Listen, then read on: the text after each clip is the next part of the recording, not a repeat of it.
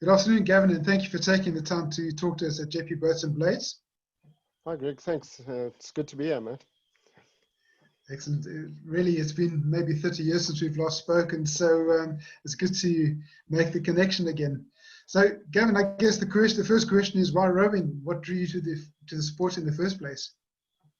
Well, I think it was to do because it was slightly different. It's not a mainstream sport, and it's a chance to do something different. But I was also inspired at that time by Gas Lemkes because, well, he was being in the boarding house where I was in, and, he's somebody I aspired to be. He was a really good rower, and, so that's sort of what got me in there. It's a team sport like there is no other. You can't, it's one of those where you can't give up in a race. You're in there and you're going, and if you slack off, that means your buddies are going down. And I think we always ended up putting in 110% because we're always making sure that we weren't lagging behind. So, that's the way I felt about rowing. I really loved it. Yeah. Excellent. And you may or may not know that we interviewed Douglas recently, and he had only the best things to say about you and how you contributed to or inspired him in his rowing. So so it basically says the same thing, Yeah, no, it's a bond that you with all of us. I think you sit in that cohort of schools that you're all together, and it's a brotherhood of note because you've all sweated the same amount of sweat on those lakes and rivers and things like that. So yeah. No, for sure. So Gavin, how has your time as a Jeppe boy and as a Jeppe oarsman impacted your adult life? Well, I'm obviously very proud of the school that we attended, and we were very fortunate to be there. So I was really sorry about that.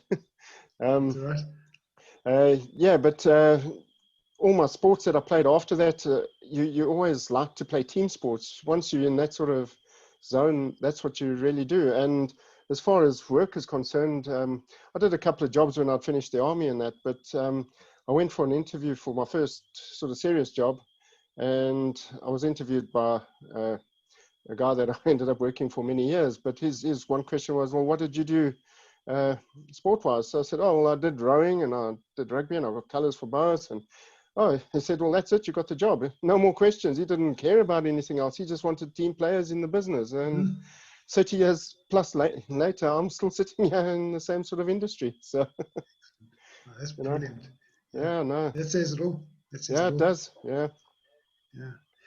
So, Gavin, you're familiar with the Jeppe Boats and Blades cause.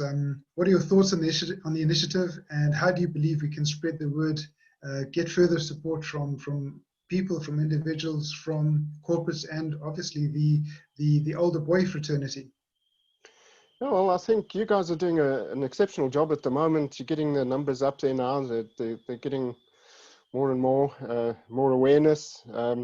I think we've got to get into a position where we're sort of reposting things, and that just adds to the thing. I think what I think about the initiative itself is that it's great to give the guys a boat that will give them the opportunities to win in. It's pretty much like sorry, I've lost it a second. Like John White was saying the other day, he was in the last boat and it was a wooden boat, and all the other guys, St. Stithians and all of them, all had nice carbon fibers and things like that. It would be great to give these guys a chance. And we always talk about the boats that we sort of grew up in. And I can remember, bar the tanks down at the bottom of the school, the very first boat I think I've set foot into, I doubt you could sink it, was called the Grant. And it was a 4, and it had more fiberglass on the outside than anything else. It weighed an absolute ton. And then, of course, I never got into first eight. So I rode one race in first eights, and that was at VLC once. But we rode in the Viv Richards.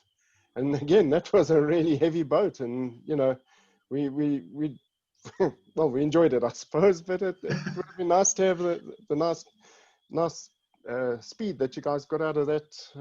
I think it was a Doneratica was the Alicat. Yeah, the first Alicat was a Casper, And that's right. they've got a 4 in the boathouse at the moment. It's carbon fiber, and that's also called the Alley Cat. So they've kept the name and just transferred it to another boat, which is yeah, that gave me goosebumps. That because I mean, Ali was a big influence on everybody's lives. You know, he was a hero. You know, it was sad that he passed away a few years ago, but you know, a really good man. Yes. So absolutely. So yeah, certainly not only for Jeppe rowing, but for rowing as a whole, he's a legend. He really that's is. right. Yeah. So go for it. Yeah, no, I was just. I can also remember the first time because that was an S&B, that the Viv Richards, I think, and the very first time that I sat in that thing and we pushed away. It was still at Wemapan when they still rode there, and who the Cox was at the time, but he said touch up, and oh my God, the power that like the whole boat just lifted, and I just said, wow, man, it was awesome. It was wonderful, you know. I can still, the bubbles under a boat, things like that, you'll never forget them. That's incredible. And then SMB, the first miracle was that we managed to carry it to the water. You know, once it was on the water, you know, half the job was done. That's right. Yeah, no, wait a minute. Yeah, I did. I remember it very well. So Gavin, on that note, from your time as a Jeppe oarsman, what significant memory or memories do you recall with great fondness? Well, oh man, there are so many of them, and to list them all would be there. But I think the most daring and funny one that I can recall out of all, unfortunately, belongs to Mr. White, because the one day I think we were practicing under 15 A's or something. We were at Wemapan and we went down, we were practicing sprints. So we went down the course, and the normal routine was then to go around and then start again from the top. But the course was open at the time, and we turned around and we went straight back up the course. And we were a few hundred meters in. And I'm sure it was John that was our cox at the time. And he said, ship your oars. And we're in the middle of the thing. What are we shipping oars for? Anyway, we listened and we pulled them in quickly. Next one, these 2 8s, they were some Stillion 8s racing past us. My God, I tell you, it was amazing. And we actually chipped one of their blades, and I think it was about 100 Rand repairable or something. Man, that was one memory that you know, it always stays there, and you know. Just the sheer audacity of it was awesome, you know. It sounds like something John would do. Yeah, but it was really good. And then, of course, the other one was I was in boarding school, obviously, and I mean, I can still remember having to run to Wema all the time, you know, because we couldn't get lifts, and so we had to run there. And you know, 2 people, after all these years, I'd love to thank them, or if people get the words through to them, is like Grant Neal's mother for sometimes loading about 20 of us in the back of that little Austin Apache, taking us there and getting speeding fines and all sorts of things. And then Malcolm Sharp's dad as well, always giving us a lift back, you know, and I'm really appreciative of it, because without that, I don't think, you know, I could have most probably got to the end there. So, you know, those are it's the camaraderie of everybody, and the friendship that was shared amongst the people. Yeah. So, you know, it was fantastic. Really good people. Absolutely. Absolutely. And I have to also say for Douglas, you know, with us in our final race, it was really awesome.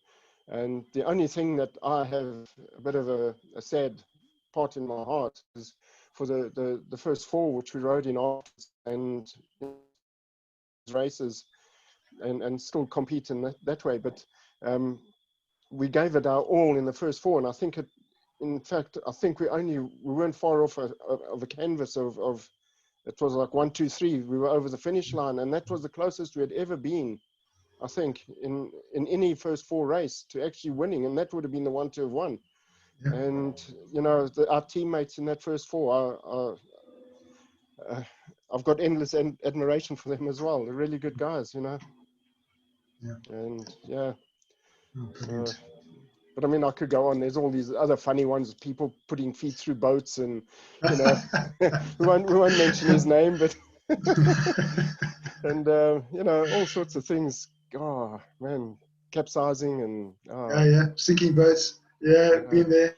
Yeah, sleeping in the prison down in East London at Buffalo River. yeah, You know, yeah. That is me too. Yeah, yeah. Not because we done anything wrong, but that was the only place that you could find accommodation. that's right. Yeah, Yeah, no, yeah, for sure, that's sure. good times. Yeah, absolutely. Well, Yeah. Gavin, thank you so much for your time. We sincerely appreciate it.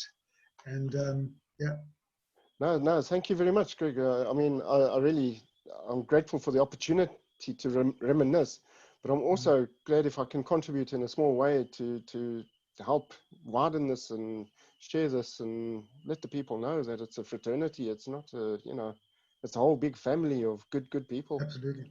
Yeah. Yeah, So no, totally agree. thank you That's a very much pleasure. for that. It's always Yeah. good. Yeah. Always good. Yeah.